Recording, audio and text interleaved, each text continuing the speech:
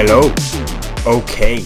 The Substance, a body horror written and directed by Coralie Fargeat, this being her second feature film, her first being Revenge, a movie that I really enjoyed, and so I was really looking forward to this movie just based on that experience that I did have with Revenge. And so yeah, we've got The Substance. The plot follows a fading celebrity that decides to use a black market drug, a cell-replicating substance that temporarily creates a younger, better version of herself, but unknowingly gives her horrifying side effects. So, Demi as Elizabeth Sparkle, this aging celebrity who's been tossed out by those that once embraced her. She is absolutely fantastic in this movie. You can feel the pain, the sadness, the bitterness, the anger that this character is going through, and it's all done beautifully by how Demi Moore brings this character to life. Like I said, you can feel the pain, you can feel the horror that this character is going through, and this is all achieved through these very kind of nuanced expressions and how she sort of holds her character throughout this movie. She is the anchor of this story, and it's like you'll get a lot of these moments where the camera will just fixate on her as she's experiencing this horror unfold, and there are moments where she's kind of emotionless because it's almost like, you know, you can see this character cannot believe what is happening to her life, and even though she's emotionless in these moments, she's also saying so much. Like, she's very mesmerizing to watch while she's on the screen, and she doesn't only deliver when it comes to the horror, but she also delivers when it comes to this kind of very dark and twisted humor that's running throughout the movie, and how she balances the humor through her performance, because, you know, this is a very sad and tragic and horrifying story, but she balances the comedic aspect of how this story is told beautifully within the horror of what is unfolding. Like, it never once takes away from the horror. Like, there are moments where I'm laughing, like I did laugh in moments, but it's also kind of like an uncomfortable laugh because of what this character is going through is very tragic, yet how Demi Moore delivers the humor on top of this kind of horrifying aspect of what the character is going through, a very tragic aspect. It is beautifully done, and it never loses that kind of horrifying groundedness of the story and sort of what the story is trying to tell. It never takes away from it. And for me personally, I felt like this story was told through almost a fairy tale folklore perspective, but it's Demi Moore's performance that always keeps this very tragic story firmly grounded, elevating the horror within the story as a result. And then you've got Dennis Quaid as Harvey, the head of this network who's responsible for discarding Elizabeth Sparkle. He is absolutely great here. He does a great job at bringing to life what is a very slimy and grotesque character. I don't think I've ever seen Dennis Quaid play a character like this before, and he is simply amazing because through his performance he invokes all the right emotions from me as a viewer. He is a disgusting character, but at the same time there's also this kind of very comedic and eccentric approach to how the character is brought to life through his performance.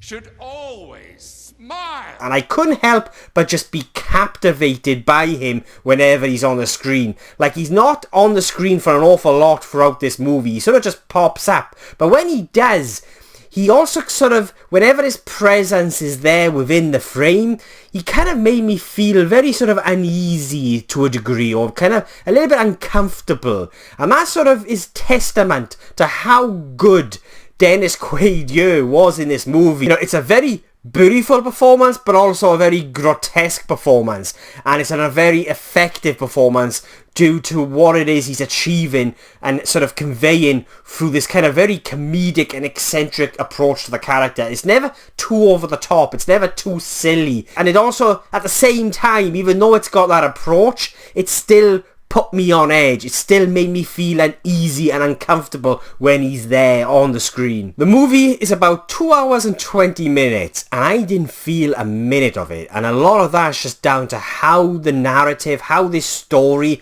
was crafted and how it plays out. It's got this kind of momentum to it that kind of gradually builds as the horror unfolds. And it's beautifully done. Like, in many ways, it was quite majestic in how this narrative and how the story just sort of evolves within this 2 hour and 20 minute time frame. And along with a very kind of tight script and the razor sharp editing, it's done in a way that it just sort of really kind of swept me up, and I was locked in through the entire duration. I was on the edge of my seat throughout the entire duration of this movie, and all of that's just down, like I said, to how this story was put together and how it plays out, as well as the very captivating and mesmerising performances from all of the cast and the thumping, pulsating score as well. Younger, more beautiful, more perfect. One single injection unlocks your DNA. I absolutely dug the soundtrack within this movie because it also kind of elevates and in many ways aids the momentum behind the horror as it unfolds. And this is one of those experiences that has many layers to it. Like, it's got its kind of main sort of themes which are very obvious and are there. But I feel like it was one of those experiences that was saying so much on top of what it was already saying. It ended up being quite a complex and deep experience. And I feel like it's completely up to you, really, as a viewer, in how much you unpeel those layers. Like, I feel like this is definitely a movie that once I go back to, I'm going to sort of discover a hell of a lot more with what they are trying to say through this story. Like I said, the main themes are there. It's very obvious in what it is they're exploring in terms of just females within this industry and sort of how they treat themselves and sort of the effects that it has on them, and that's all there, but then I felt like I was seeing so much more buried beneath all of that, and it's all done for sort of the striking visuals and imagery with how the camera is used and positioned. Like, I absolutely love the way in which this movie was directed, just like with Coralie's directorial debut.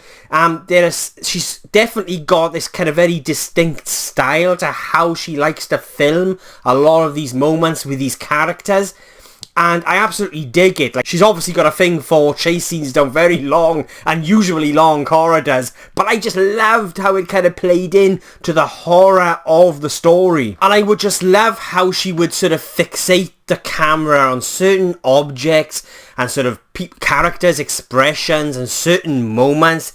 It ended up having this kind of very visceral feel to it as a result, which makes the body horror aspect of the movie even more unsettling and disturbing. There are scenes where I had to look away, and that's very rare for me because of how desensitized I feel like I've become to film. But there are actual moments within this movie where I had to sort of just put my hands over my eyes because it was like, oh my god. But that's because of sort of how this story was brought to life and due to how effective the story was being told. And that's why these scenes, when it comes to sort of the horror and sort of kind of those sort of moments where you've got these characters kind of sort of destroying themselves, really, it was very hard to watch, but in a good way, because the movie's doing exactly what it needs to do. It's invoking the right emotions. I fucking loved it. And one of the aspects that I really liked about how this story was being told was that it was being sort of done for this kind of very fairy tale folklore, sort of perspective, but it was also kind of inspired by a lot of sort of body horror movies from the past, like Society, The Fly. You've also got a little bit of The Elephant Man in there, and this is one moment, or there are a couple of moments actually within this movie that were very kind of Brothers Grimm. And that's going back to sort of the fairy tale folklore sort of aspect or vibe that I was getting when it came to the story. Like, and even with this kind of otherworldly fairy tale approach to telling this story, it always remains grounded within the horror that it's portraying, physically and mentally. It's never too much when it takes away from that kind of the very kind of the reality of the horror in which we are exploring. The Substance for me is a very effective, tragic, horrifying, visceral experience, and it's one that says an awful lot with very limited dialogue. It's all told through experiencing what these characters are witnessing, what these characters are doing, what they're going through their performances, and from that kind of very sort of fairy tale, otherworldly approach to its story as well. I'm not entirely sure if that's just me, but that's the vibe I was getting, and as a result, I was seeing so much sort of being said. I really do think it's one of those experiences. It depends how deep you kind of want to look into what is going on within this story with these characters. Like I said, the obvious themes are there, but there are so many layers to it which aren't spoon-fed to you, and I feel like it's up to you really to kind of dig for that, and that's one of the aspects I really liked about this experience. But it's very effective at digging into sort of that kind of dark, dirty detail of what is a very real and sad reality within our own society, and I felt like that's where, you know, this movie is very effective at exploring sort of the horror within its story and what these characters are going through. This is without a doubt one of my favourite movies of the year. It's a very effective experience, and I'm going to stop rambling on now. They are my thoughts on The Substance, and I will be giving The Substance an 8.5 out of 10.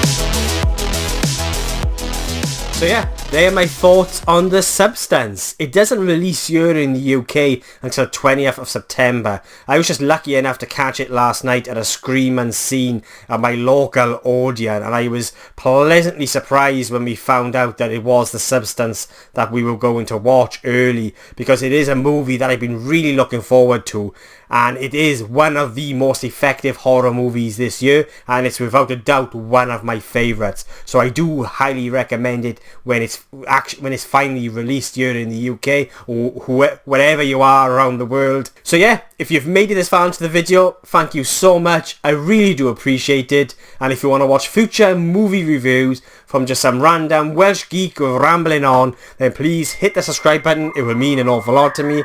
I have got a couple of reviews planned for this week. One of them is a TV review for the new anime show Terminator Zero. I'm a massive Terminator fan, and I'm really looking forward to sharing with you my thoughts on this Terminator animated series, because I really liked it. And we've also got a new cinema release, Speak No Evil, another movie that I'm really looking forward to, but I haven't seen the original, so I'm gonna go into this movie blind. But yeah, anyway, thanks so much for watching. I really do appreciate it, and thanks to all those that have subscribed and connected to my channel recently and over the last few weeks, months and years. It means an awful lot. So yeah, thank you so much. Really do appreciate it, and I'll be catching you guys soon.